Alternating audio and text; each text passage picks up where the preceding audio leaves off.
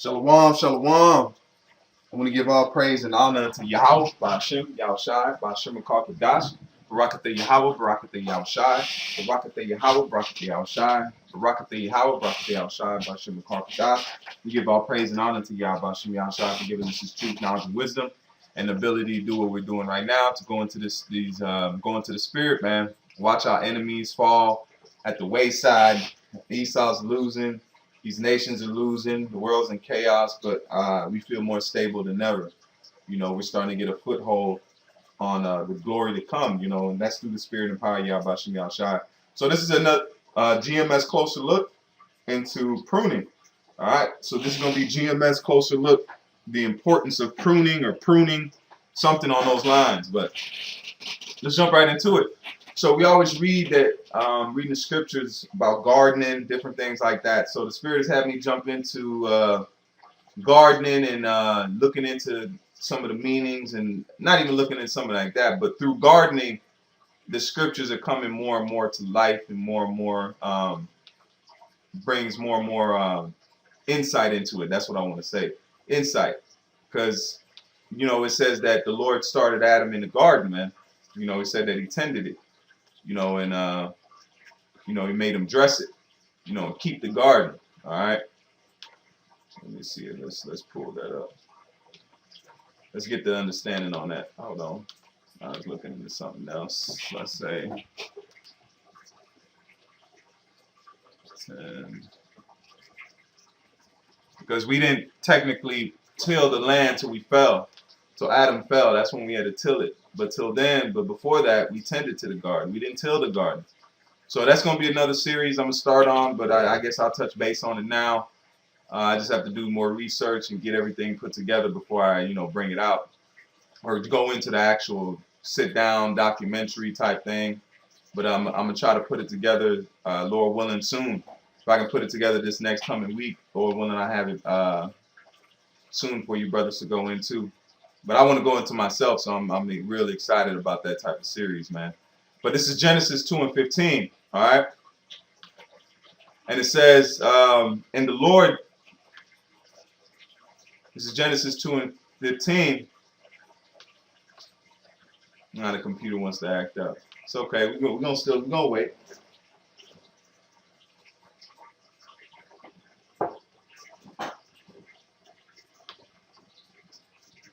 If you was trying to do something crazy on the internet, it'd be working perfect. All right, and it says,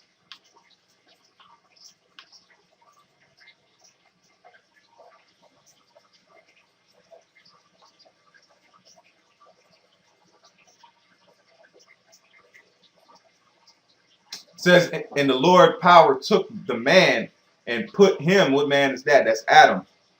All right, namely the Adamites. But that's another lesson in itself. But the Lord took man. It says, then the Lord took man and put him into the Garden of Eden to tend and keep it. It didn't say till it, going into it, but to tend it. All right. So a lot of things happen in that gardening world. Just like Solomon said, turn to the sluggard, turn to the ant, thou sluggard. You know, if you want to see something, look at the creatures and look at nature. All right. So let's go into the importance of pruning. All right, I didn't know this about pruning. I'm starting to learn it now, you know, and I'm sort of starting to jump into it.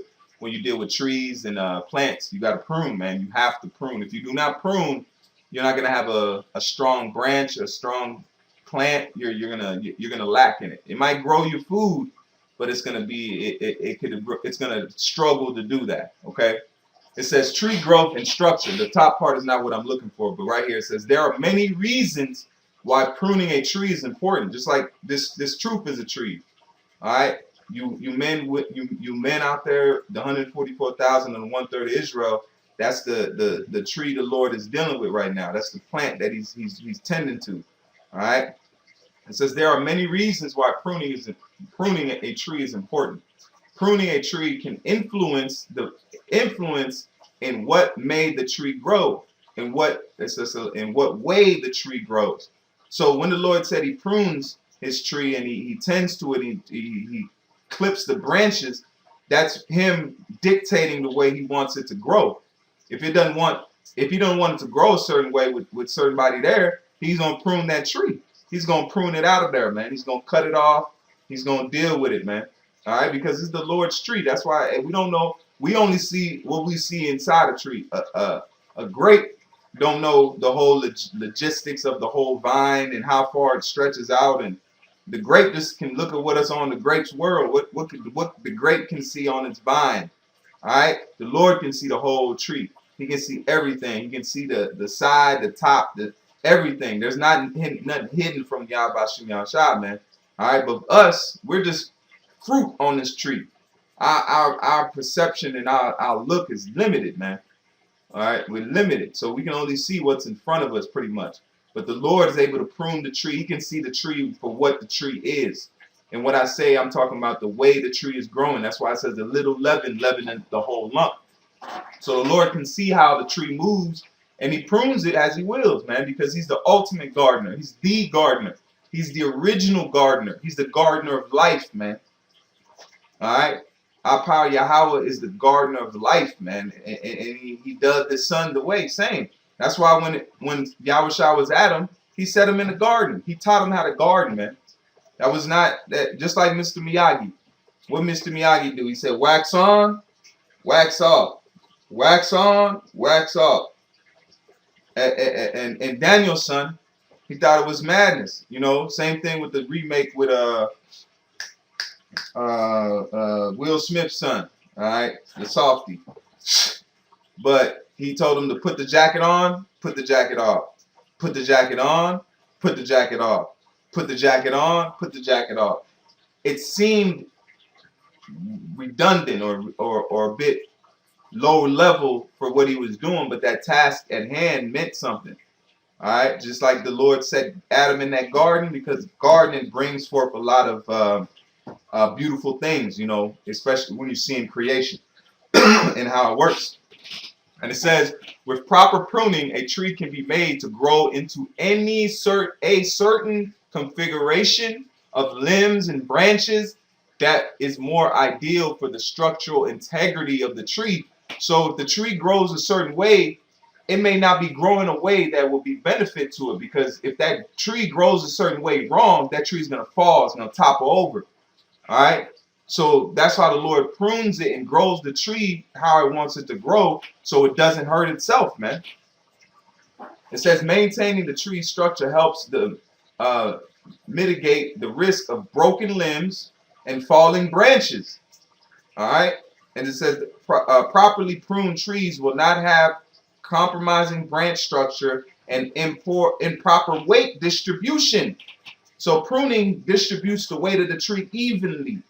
So you don't have one side of the tree that's heavier than the other side. It says that could lead to disaster later on in the tree's life. Structural pruning can also greatly improve the general look of the tree. If aesthetics are important to you, proper pruning can make a tree grow in a desired fashion. So the importance of pruning is very, very important to the growth of the tree. All right, so how much more when the growth of this truth, wisdom, knowledge, and understanding that's been given out here, man. All right, it's very important. So that's why the Lord tends to it, and he goes into it the way He does, and He described it to us as that tree, and as Him working on that tree, man. All right, this is the book. Let's go into these precepts. This is John 15.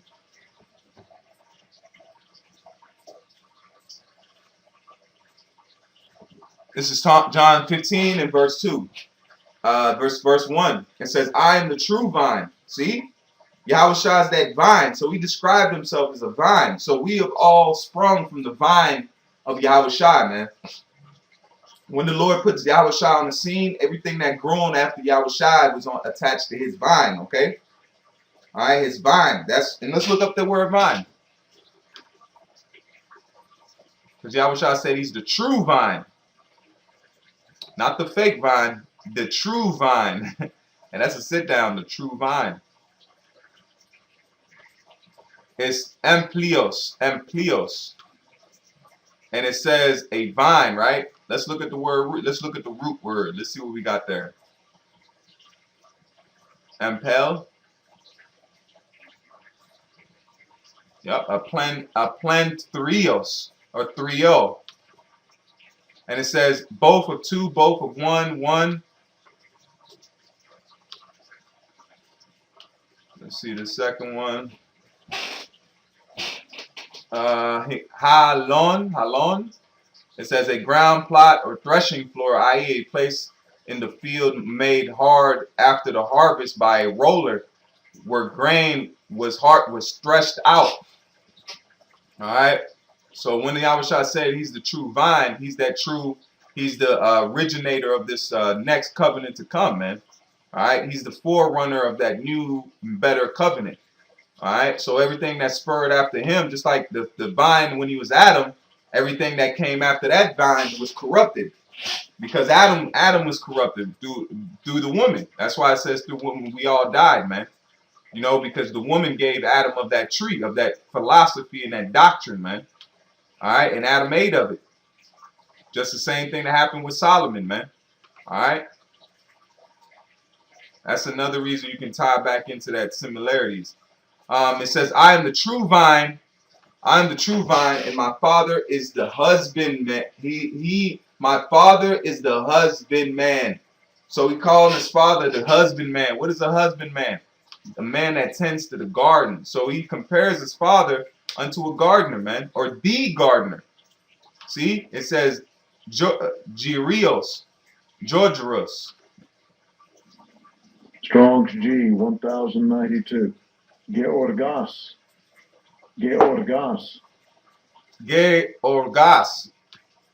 Where it says husbandman, tiller of the soil, a vine dresser. Why would he compare his father? And Yahushua would know his father, right? He said, I must be about my father's business. So why would he compare his father in the spirit to a husbandman? It says, a dar land, a ground, earth, strong place, mainland, opposed, sea, was going to those that dress the land. All right. So let's finish what Yahushua was comparing.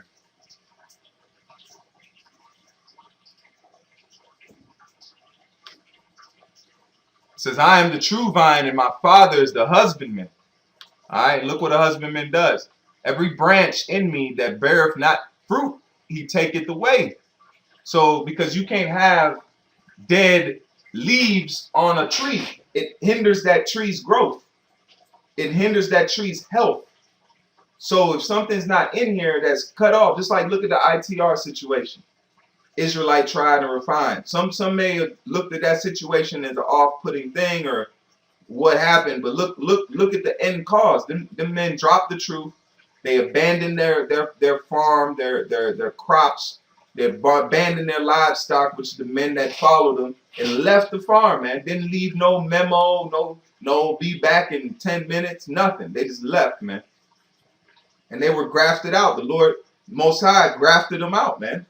But they showed themselves to not bear no fruit, especially now, man. Because what are you doing in the time of prophecy where you should be telling and feeding your flock? You didn't care about them. That's why it says hirelings. You don't care about the sheep, man. All right. Every branch in me that beareth not fruit, he taketh away. And every branch that beareth fruit, he purges it, that it may bring forth more fruit. What does purge mean? That means he cuts off the vegetation. If you deal with a tomato plant, or you deal with any kind of peppers or anything like that, once you get so much, you have to cut it off so it can grow more. Once the branches hit a certain amount of fruit on the branches, you need to clip it, purge it, take it out, and then the plant can grow more. It has to expel that. Just like with men. Men's sperm resets, I think, every 24 hours or 48 hours in your body. Men's sperm reset. It gets a whole new crop of sperm coming in, man. All right. So that's the same thing you see here with trees and plants. They have to expel that to grow more. That's what it says. He purges it. All right. But those that don't bring forth, he clips it out of there, man, because it's going to hurt the growth of the whole tree. You can't keep it on there because it's going to hurt it, man. So if he cares about the 144,000 and the 1/3, he clips off the dead branches, the vines, and those are also used for fertilizer, man.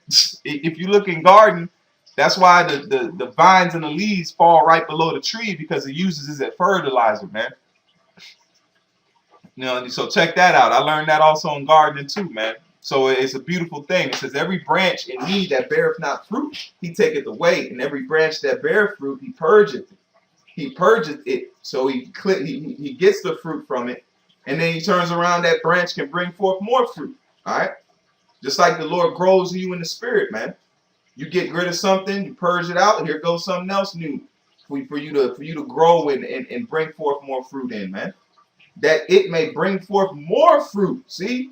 Now ye are clean through the word which I have spoken unto you. Abide in me, and I in you. As the branch cannot bear fruit of itself except it abide in the vine, no more can ye expect ye abide in me. So the same thing Yahushua saying, I'm in the vine, abided the branch.